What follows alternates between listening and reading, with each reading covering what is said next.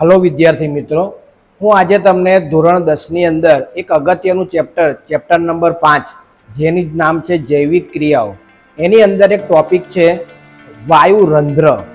જેમ આપણા મનુષ્યની અંદર આપણા નાસિકા કોટર છે કે જેના દ્વારા આપણે શ્વાસ લઈએ છીએ, તે જ રીતે વનસ્પતિઓ પોતાનું શ્વસનનું કાર્ય વાયુરંધ્ર દ્વારા કરે છે. હવે વનસ્પતિના પર્ણોની અંદર નીચેના ભાગમાં વાયુરંધ્ર આવેલા હોય છે, જેનું કાર્ય નિયમનનું ખોલવાનું અને બંધ કરવાનું કાર્ય રક્ષક કોષો કરતા હશે. ચાલો આપણે તેને એક પ્રયોગ દ્વારા સમજીએ. ઓકે વિદ્યાર્થી મિત્રો, આ એક પર્ણ છે.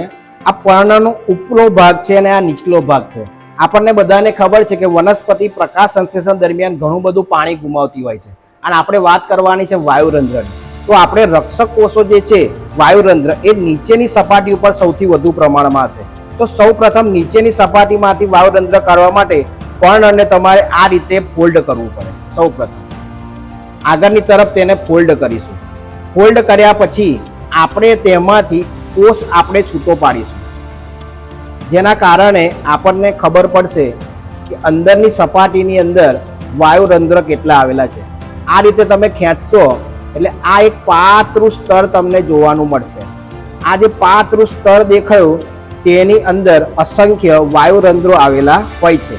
હવે આપણે તેને એક સ્વચ્છ સ્લાઇડની અંદર આ રીતે મૂકીશું. સ્વચ્છ સ્લાઇડની અંદર આ રીતે મૂકીશું. વધારાનો ભાગ જે છે એ દૂર કરીશું. વધારાનો ભાગ દૂર કર્યા પછી આપણે એક સ્વચ્છ બ્લેડ લઈશું. બ્લેડ વડે આ જે પાતળો તમને જે ભાગ દેખાય છે તે ભાગને આપણે શાંતિથી આ રીતે કટ કરી લઈશું. કટ કરીશું એટલે આ જે ભાગ છે એ સ્લાઇડની અંદર જતો રહેશે. સ્લાઇડની અંદર જતો રહ્યા પછી સાવધાનીપૂર્વક તેને દૂર કરીશું. સાવધાનીપૂર્વક દૂર કર્યા બાદ આપણે તેને એક ચીપિયાની મદદથી 3 અલગ અલગ પેટી ડીશમાં રાખેલા વસ્તુઓની અંદર ઉબાડવાનો છે. સૌ પ્રથમ આપણે આ જે ટુકડો છે એને ચીપિયાની મદદથી સાવધાનીપૂર્વક લઈ અને આપણે અહીંયા આગળ 3 વોચ મૂકેલા છે. સૌ પ્રથમ આ જે સ્વચ્છ પાણી ધરાવતો વોચ છે તેની અંદર મૂકીશું. આ ટુકડો મૂકી રાખ્યા બાદ આશરે 2 થી 5 સેકન્ડ બાદ જ્યારે તે ભીંજાઈ જાય ત્યારે આ ટુકડાને લઈ અને પછી સેફ્રેનિનના દ્રાવણ જે ગુલાબી રંગનું છે તેની અંદર તે ટુકડાને સાવધાનીપૂર્વક ચીપિયાની મદદથી લઈ અને સેફ્રેનિનમાં આપણે ડુબાડીશું. સેફ્રેનિનમાં આ ટુકડો આશરે 25 થી 30 સેકન્ડ એટલે કે થોડોક સમય સુધી આને ભીંજાવા દઈશું, જેથી સેફ્રેનિનનો ગુલાબી રંગ તે કોષની અંદર ભળે અને આપણે આપણા વાયુરંધ્ર શાંતિથી જોઈ શકીએ.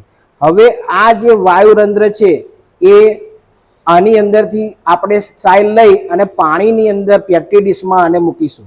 સ્વચ્છ પાણીમાં મૂકતા આ જે દ્રાવણનો ગુલાબી રંગ છે એ આ સ્વચ્છ પાણીની અંદર જે વધારાનો રંગ છે એ દૂર થઈ જાય છે. હવે આ જે ટુકડો છે કોષનો, એ ટુકડાને આપણે ફરીથી આ સ્લાઇડની અંદર આ રીતે સાવધાનીપૂર્વક મૂકીશું. સાવધાનીપૂર્વક મૂક્યા પછી આપણે તેની ઉપર કવર સ્લિપ મૂકીશું. કવર સ્લિપ આપણે પહેલેથી સ્વચ્છ કરી રાખેલી કવર સ્લિપ છે. હવે આ કવર સ્લિપને આપણે આની ઉપર ઢાંકીશું, જેથી આપણે સરળતાથી આ વાયુરંધ્ર જોઈ શકીએ. હવે આ જે વાયુરંધ્ર છે એ જોવા માટે આ તમે જોઈ શકો છો કે એક માઇક્રોસ્કોપ છે જે હાઈ પાવર આપણી પાસે આવેલો છે. તેની અંદર આપણે આ સ્લાઇડને મૂકીશું. આ સ્લાઇડને આપણે આની નીચે મૂકીશું. નીચે મૂક્યા બાદ આપણે તેનું અવલોકન કરીશું. અવલોકનમાં આપણને જણાશે કે અહીંયા આગળ વાયુરંધ્ર આપણને સ્પષ્ટતાપૂર્વક તમે જોઈ શકો છો. નજીકથી તમે આને દર્શાવો તો આપણે આને જોઈ શકીએ છીએ કે અલગ અલગ વાયુરંધ્ર તેની અંદર આપણે સ્પષ્ટતાપૂર્વક જોઈ શકીએ છીએ.